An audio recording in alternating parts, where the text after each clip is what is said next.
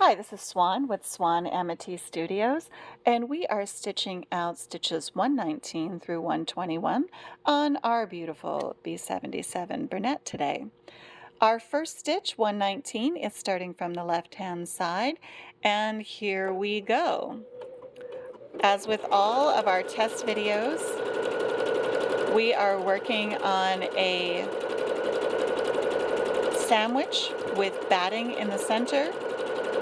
And I'm using a fairly thin bamboo batting for these videos.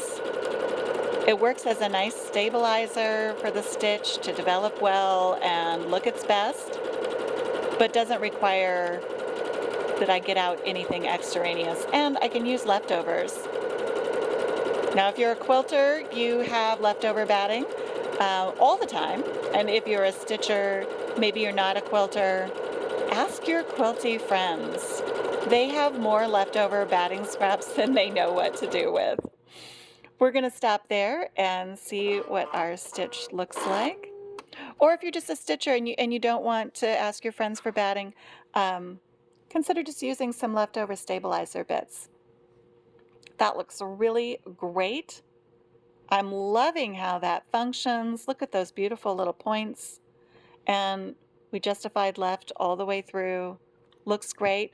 And I'm already seeing where I could improve. I could be a better guide. By the time we got to the bottom, our points are all landing on the guideline like they should, but this is a good way to test it out so that we know what we have to pay attention to in the future.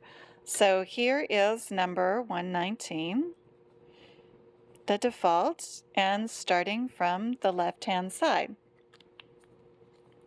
Remember, the little dot on your machine does tell you that.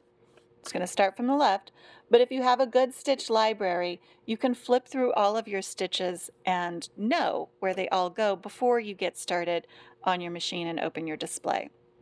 So here we go with 120. Let's go ahead and notice that we're starting from the left-hand side. Look how nice that is. Whoops, we didn't stay down. There we go. We're going to drop our needle down in and get going.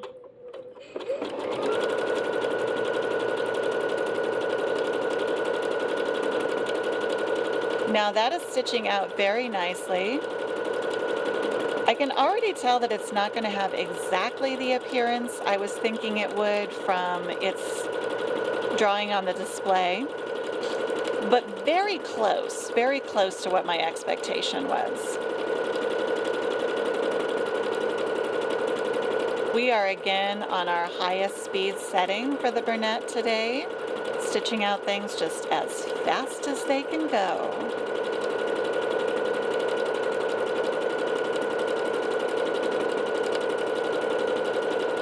Now this one, I like that it's going to have a nice little baseline coming back to the left each time. And look how we landed with those beautiful curves. I'm going to take it back. I think that looks almost identical to what the display leads me to believe I'm going to get. So while I was watching it stitch out, I wasn't quite sure that's what I was going to get. But wow, that marries up very nicely. Good job. Somebody did a wonderful job getting that on there. This is stitch 120, and it develops from the left-hand side. Here we go. We're going to look at stitch 121. It is developing from the center line. And let's see what that gets us today. Right in the center there. Needle falls right in the guideline. Wonderful. Now in our previous video, I said yes, I do always stitch happy because I feel good on my machine. Now part of that is getting in touch with your machine. Have you ever sat down at your machine and it just does not do what you wanted to do that day? That can be hard and frustrating, and it will not make you happy. But as you get more familiar with your machine, as you learn all the things that it does and how it functions best for you, what to listen for, and you make sure that it gets a good servicing when it's due, I like to call that a spa day for my machine, you will start to always have a better relationship with your machine. Now my machines also all have names, and I think that also kind of helps me feel like I'm close to my machine. We're buddies. So Janeway and I, we're always having a good time. Looky there. Okay, see, she did a lovely job for me. Now this stitch, I have to admit, I thought would be boring. And I do not think that is boring, especially to the side. I like that going across more than I do up and down. Going across, that just looks great. Okay, I'm gonna have to dream up something to do with that. Now that was 121, and that was the default stitch.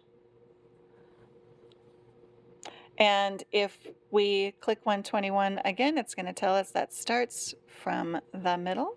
Good. So why did I do that just now? Because as the stitch stitches out, that little ball that we're looking at the top that tells us where our needle starts is always going to tell us where our needle is. Now the benefit to that is, what if you run out of bobbin thread? What if you do have to start one of your stitches over? Now, generally, I always tell my students they have to push the button again and go back to the starting point and backtrack or pull out their stitches enough to get back to a starting point. But if you know where your needle has landed, you might be able to go ahead and start from that point. So watch where your needle is landing. See how that guideline on your display is going to be helpful to you. I think that is a really nice feature of the B-77. So don't forget, we're stitching happy. We're having a great time. What's your machine's name? Put that in the comments.